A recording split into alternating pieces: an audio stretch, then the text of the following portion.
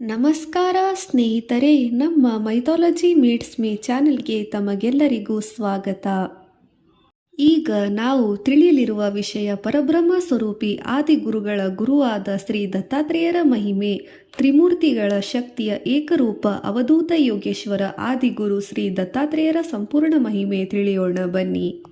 ಶ್ರೀ ದತ್ತಾತ್ರೇಯರ ಸಂಪೂರ್ಣ ಮಹಿಮೆ. ಈ ಮಹಿಮೆಯು ಕೇವಲ ಪುರಾಣದ ಕಥೆಯ ಭಾಗವಲ್ಲ, ಬದಲಿಗೆ ಇದು ವೇದಾಂತ, ತಪಸ್ಸು, ಧ್ಯಾನ, ಸಂಸ್ಕೃತಿ, ಜ್ಞಾನ, ಯೋಗ, ಪರಬ್ರಹ್ಮ, ಬ್ರಹ್ಮ, ವ್ಯತ್ಯಾಸ, ಆತ್ಮತತ್ವದ ಬಗೆಗಿನ ಬೃಹತ್ ಮಾಹಿತಿ. ಇದರ ಹಿಂದಿನ ಪರಂಪರೆಯನ್ನು ತಿಳಿಯೋಣ ಬನ್ನಿ.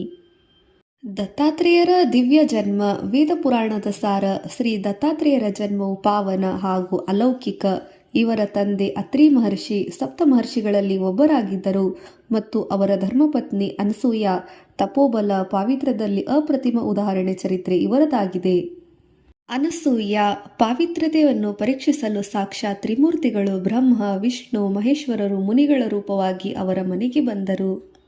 ಅವರು ವಿಚಿತ್ರವಾಗಿ ಭಿಕ್ಷೆಯಲ್ಲಿ ಬೇಡಿಕೆ ಬೇಡಿದರು. ನಮಗೆ ಅನುಗ್ರಹವಾಗಿ ನಿರ್ವಾಣ ಭಿಕ್ಷೆ, ಅನ್ನ ನೀಡು ಎಂದರು.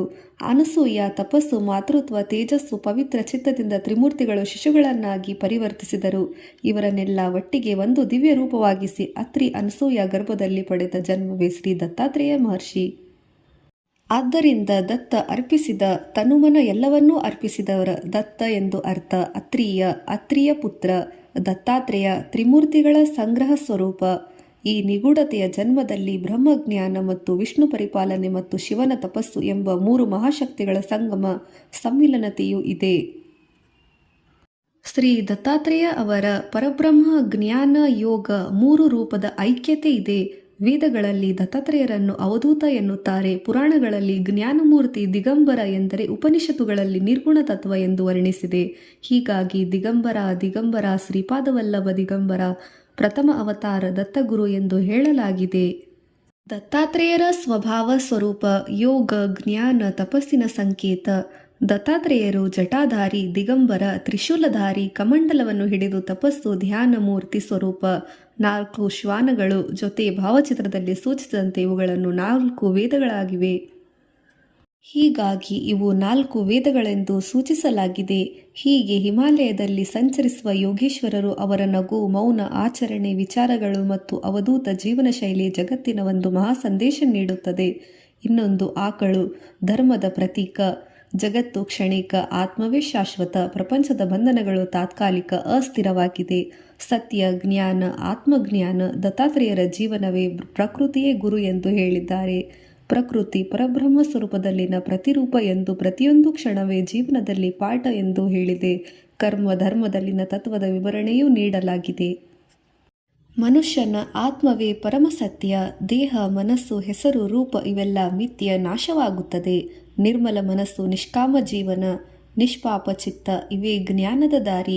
ಆತ್ಮಜ್ಞಾನವೇ ಮೋಕ್ಷ. ನಿಜ ಸ್ವರೂಪವನ್ನು ಅರಿಯುವುದೇ ಮೋಕ್ಷ. ಭೋಗ, ವೈರಾಗ್ಯ ಎರಡ ಸಮಬಲವಿರಬೇಕು ಎಂಬುದು ಅದ್ಭುತ ಪಾಠ ನೀಡುತ್ತದೆ. ಇವುಗಳನ್ನೆಲ್ಲ ಅವಧೂತ ಗೀತೆ ಮತ್ತು ಜ್ಞಾನ ಗೀತೆಗಳಲ್ಲಿ ವಿವರಿಸಿದ್ದಾರೆ.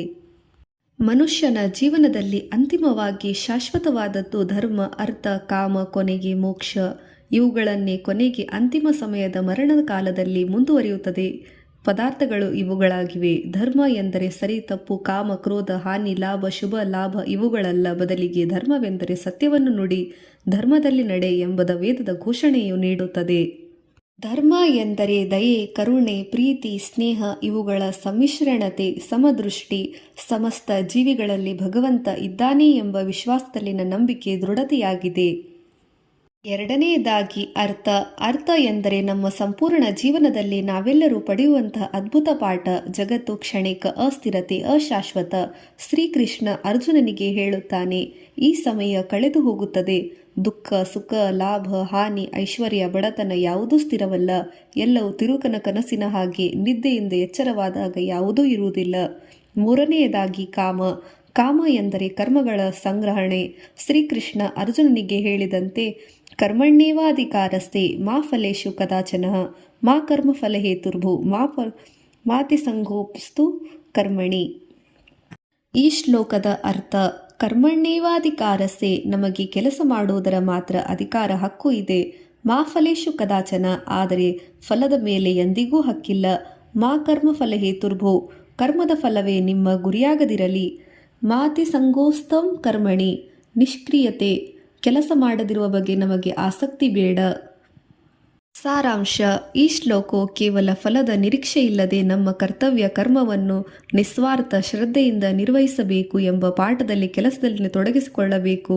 ಆದರೆ ಇದರ ಫಲಿತಾಂಶ ಬಗ್ಗೆ ಅತಿಯಾಗಿ ಚಿಂತಿಸಬಾರದು ಎಂದು ಹೇಳಲಾಗಿದೆ. 2ನೇ ಅಧ್ಯಾಯ 47ನೇ ಶ್ಲೋಕ ಭಗವದ್ಗೀತೆಯಲ್ಲಿ ಹೇಳಲಾಗಿದೆ, ನಮಗೆಲ್ಲರಿಗೂ ಕರ್ಮದ ಕೆಲಸದ ಅಧಿಕಾರ ಹಕ್ಕಿದೆ. ಅದರ ಫಲ ಶುಭ, ಹಾನಿ, ಲಾಭ ಎಂದಿಗೂ ಇಲ್ಲ. ಹೀಗೆ ಮನುಷ್ಯನು ಧರ್ಮ, ಅರ್ಥ, ಕಾಮ, ಮೋಕ್ಷ, ಅಂತಿಮವಾಗಿ ನಿಜರೂಪವನ್ನು ತಿಳಿದು ಮೋಕ್ಷಗತಿಯನ್ನು ಪಡೆಯುತ್ತಾನೆ ಎಂದು ಹೇಳಿದ್ದಾರೆ. ದತ್ತಾತ್ರೇಯರ ಮಹಿಮೆ. ಪುರಾಣಗಳು ಹೇಳುವ ಶಕ್ತಿ. ಪುರಾಣಗಳು ದತ್ತಾತ್ರೇಯರ ಮಹಿಮೆಯನ್ನು ಹೀಗೆ ವರ್ಣಿಸುತ್ತದೆ: ಪಾಪದ ನಿವೃತ್ತಿ, ಪಿತೃದೋಷ ಶಮನ, ಕುಲದೋಷ ಪರಿಹಾರ, ಮನಃಶಾಂತಿ, ಜ್ಞಾನೋದಯ, ಕರ್ಮಬಂಧನ, ಮುಕ್ತಿ, ಆರೋಗ್ಯ, ಸುಸ್ಥಿತಿ, ಗುರುವಿನ ಕೃಪೆ, ಆಶೀರ್ವಾದ ದೊರೆಯುತ್ತದೆ. ದತ್ತಾತ್ರೇಯರ ಚರಿತ್ರೆಯನ್ನು ಓದಬೇಕು. ಅವಧೂತ ಎಂದರೆ ಹೆಸರು, ರೂಪ, ಜಾತಿ, ಸ್ಥಾನ, ಆಸ್ತಿ, ಸಮಾಜ, ಸಮಯ, ನಿಯಮ, ಬಂಧನ, ಕಾಲ ಇವರಿಗಿಂತ ಮೀರಿ ನಿಂತವರು. ದತ್ತಾತ್ರೇಯರ ಮಂತ್ರ: ನಿಷ್ಕಾಮ ಜೀವನ, ನಿಸ್ವಾರ್ಥ ಸೇವೆ, ನಿರ್ಲಿಪ್ತ ಚಿತ್ತ, ಮುಕ್ತ ಆತ್ಮ, ಆತ್ಮದ ನಿಜರೂಪವನ್ನು ತಿಳಿಯುವುದಾಗಿದೆ. ಹೀಗೆ ಕರ್ಮಬಂಧನ ನಾಶ, ಪಾಪಕ್ಷಯ, ರುದ್ರ, ವಿಷ್ಣು, ಬ್ರಹ್ಮ, ಮಹಾಶಕ್ತಿಗಳ ಸಂಗಮ, ಜ್ಞಾನೋದಯ, ಜ್ಞಾನೇಂದ್ರಿಯಗಳ ನಿಗ್ರಹ, ಭಕ್ತರ ಶರಣಾಗತಿ, ದತ್ತೋಪಾಸನೆಯೇ ಶ್ರೇಷ್ಠ, ಜ್ಞಾನ ಮಾರ್ಗ ವಿರಳ, ದತ್ತದ ಉಪಾಸನೆಯೇ ಶ್ರೇಷ್ಠವಾಗಿದೆ ಎಂದು ಹೇಳಲಾಗಿದೆ. ದತ್ತ ಪಾರಾಯಣ ಮಂತ್ರ ಶ್ಲೋಕ. ಪರಮಶಕ್ತಿಯ ದತ್ತ ಮಂತ್ರ: ಓಂ ದ್ರಾಂ ದತ್ತಾತ್ರೇಯಾಯೈ ನಮಃ. ಓಂ ದ್ರಾಂ ದತ್ತಾತ್ರೇಯಾಯೈ ನಮಃ. ದತ್ತಾತ್ರೇಯರ ಗುರು. ಪ್ರಕೃತಿ. ಭಾರತೀಯ ಸಂಸ್ಕೃತಿಯಲ್ಲಿ ಗುರು ಎಂಬ ಪದವು ಕೇವಲ ಪದದಲ್ಲಿ ಅರ್ಥ ನಿಗೂಢ ರಹಸ್ಯವನ್ನು ಹೊಂದಿದೆ. ಗುರು ಗುರಿಯನ್ನು ತೋರಿಸುವ ಗುರು, ಲಕ್ಷ್ಯವನ್ನು ನಮ್ಮ ಜೀವನಕ್ಕೆ ಉದ್ದೇಶ ನೀಡುವವರು, ಘೋರ ಅಂಧಕಾರವನ್ನು ನೀಗಿಸಿ ಸೂರ್ಯೋದಯದ ಜ್ಞಾನ ಬೆಳಕಿನ ಕಿರಣವನ್ನು ಪ್ರಜ್ವಲಿಸಿ ಬೆಳದಿಂಗಳ ಜ್ಞಾನವನ್ನು ನೀಡುವವರು ಗುರು. ಗುರು ಎಂದರೆ ತಂದೆ ತಾಯಿ ಇವರಿಗಿಂತ ಮೇಲೆ ಇರುವವರು ಮತ್ತು ನಮ್ಮ ಜೀವನಕ್ಕೆ ಜೀವ ನೀಡುವವರು, ಜಗತ್ತಿನಲ್ಲಿ ಜ್ಯೋತಿ ಪ್ರಜ್ವಲಿಸುವವರಾಗಿದ್ದಾರೆ. ದತ್ತಾತ್ರೇಯರ 24 ಗುರುಗಳ ಜ್ಞಾನ. ಕೆಲವು ಪ್ರಮುಖವಾಗಿ ನಮ್ಮ ಪರಿಸರ ಪ್ರಕೃತಿಯಲ್ಲಿನ ಗುರುಗಳಾಗಿದೆ. ಭೂಮಿ ಸಹನೆ, ಕ್ಷಮೆ, ದಯೆಯ ಸಂಕೇತ. ಆಕಾಶ ನಿರ್ಲಿಪ್ತತೆ, ಸರ್ವವ್ಯಾಪಕತೆ. ಅಗ್ನಿ ಶುದ್ಧತೆ, ಸ್ವಯಂ ಭಸ್ಮವಾಗಿ ಜ್ಯೋತಿಯನ್ನು ಪ್ರಜ್ವಲಿಸುತ್ತದೆ. ಸೂರ್ಯ ಸೇವೆ, ಸಮತ್ವ, ಸಮದೃಷ್ಟಿ. ಚಂದ್ರ ಶಾಂತಿ, ಮನಃಶುದ್ಧಿ, ಸ್ಥಿರತೆ. ಪರ್ವತ ಸ್ಥೈರ್ಯ, ಧೈರ್ಯದ ಸಂಕೇತ. ಗರುಡ ಬಂಧನಗಳಿಂದ ಬಿಡಿಸಿಕೊಳ್ಳುವ ಜ್ಞಾನ, ಗುರಿಯನ್ನು ತಲುಪುವಂಥ ಸಂದೇಶ. ಜೇನುಹುಳು ಅತಿಯಾದ ಸಂಗ್ರಹ ವ್ಯರ್ಥ. ಹಾವು ಜಾಗೃತೆ, ಸದಾ ಎಚ್ಚರಿಕೆಯಿಂದ ಇರುತ್ತದೆ ಹಾವು. ಗಂಗಾ ಶುದ್ಧ ಹರಿವು, ಪಾವಿತ್ರ್ಯತೆ. ಬಾಲಕ ನಿರ್ಮಲತೆ, ಕುಮಾರಿ ಸರಳತೆ. ಇದು ನಮಗೆ ಕಲಿಸುವ ಪಾಠ. ಜ್ಞಾನವೇ ಮಂದಿರದಲ್ಲಿ ಇಲ್ಲ, ಬದಲಿಗೆ ಜೀವನದ ಪ್ರತಿಕ್ಷಣದಲ್ಲಿಯೂ ಹರಿದಾಡುತ್ತದೆ. ಜ್ಞಾನವು ಎಂದಿಗೂ ಹರಿಯುತ್ತದೆ. ದತ್ತೋಪದೇಶ. ವೇದಾಂತ, ಯೋಗ, ಉಪನಿಷತ್ತಿನ ಸಾರ. ಉಪನಿಷತ್ತುಗಳಲ್ಲಿ ಹಾಗೂ ಅವಧೂತ ಗೀತೆಯಲ್ಲಿ ದತ್ತಾತ್ರೇಯರು ನೀಡಿದ ಅತ್ಯಂತ ದಿವ್ಯವಾದ ಉಪದೇಶಗಳು. ಆತ್ಮವೇ ಪರಬ್ರಹ್ಮನಲ್ಲಿದ್ದಾನೆ. ಆತ್ಮದಲ್ಲಿ ಪರಮಾತ್ಮನ ಸ್ವರೂಪವನ್ನು ಕಾಣಬಹುದು. ಈ ದೇಹ, ಹೆಸರು, ರೂಪ, ಕುಲ, ಜಾತಿ ಇವೆಲ್ಲವೂ ತಾತ್ಕಾಲಿಕ. ಆತ್ಮವೇ ನಿತ್ಯ ಸತ್ಯ. ಭೋಗ ಮತ್ತು ವೈರಾಗ್ಯ ಎರಡೂ ಸಮಾನತೆಯಿಂದ ನೋಡಬೇಕು. ಇವೆರಡನ್ನು ಸಮಬಲದಿಂದ ನೋಡಿ ಆಚರಿಸಬೇಕು. ಉದಾಹರಣೆಗೆ ರಾಮಾಯಣದಲ್ಲಿ ಬರುವ ಸೀತಾದೇವಿಯ ತಂದೆಯಾದ ಜನಕ ಮಹಾರಾಜ. ಇವರು ಭೋಗ ವೈರಾಗ್ಯವನ್ನು ಎರಡೂ ಸಮತ್ವದಲ್ಲಿ ಕಾಣುತ್ತಿದ್ದರು ಎಂದು ಹೇಳಲಾಗಿದೆ. ಇಡೀ ಪ್ರಪಂಚವೇ ಮಿಥ್ಯ, ಆತ್ಮವೇ ಸತ್ಯ. ಇದು ಅದ್ವೈತ ವೇದಾಂತದ ಜ್ಞಾನ. ಎಲ್ಲೆಡೆ ಆತ್ಮವು ಸರ್ವವ್ಯಾಪಕತೆ ಇದೆ ಎಂದು ಹೇಳಲಾಗಿದೆ. ಮನಸ್ಸು ಶಾಂತವಾದಾಗ ಜ್ಞಾನೋದಯ, ಧ್ಯಾನದ ಮರ್ಮ ಕಾಣುತ್ತದೆ. ಗುರುವಿಲ್ಲದೆ ಜ್ಞಾನವಿಲ್ಲ. ದತ್ತಾತ್ರೇಯರು ಆದಿಗುರು ಎಂದೇ ಹೀಗಾಗಿ ಹೇಳಲಾಗಿದೆ. ಕರ್ಮಫಲಕ್ಕೆ ಆಸೆ ಬಿಡಬೇಕು. ಗೀತೆಯಲ್ಲಿನ ತತ್ವ ಅನುಸರಿಸಬೇಕು. ದತ್ತೋಪದೇಶ ನಮ್ಮ ಸಂಸ್ಕೃತಿಯ ಯೋಗ, ಸಾಂಖ್ಯ, ಉಪನಿಷತ್ತುಗಳಲ್ಲಿ ಅವಧೂತ ಮಾರ್ಗದಲ್ಲಿ ಹೇಳಲಾಗಿದೆ.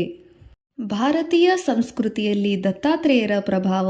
ಭಾರತದ ಅನೇಕ ಪಂಥಗಳು, ಮಾರ್ಗಗಳು, ತತ್ವಗಳ ದತ್ತಾತ್ರೇಯರ ತತ್ವವು ಹೇಳಲಾಗಿದೆ.